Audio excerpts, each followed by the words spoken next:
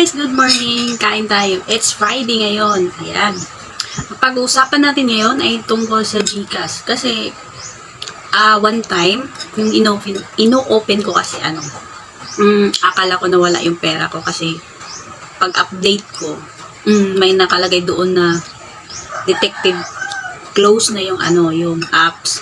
Pero ginawa lang pala yun para protektahan yung ninyo, para ma-off ninyo yung developer option mode. Yan.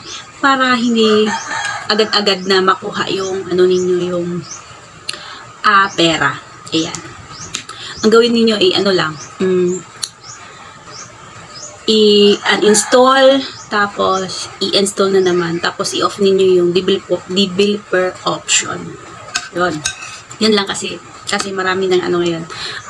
Magnanakaw, yung mahilig kumain ng hindi sa kanilang paawis, nang galing sa kanilang paawis. Gusto nila agad-agad umasin. So, yun yung mga taong tamad. Kaya, nanghahak na lang, nang nanakaw.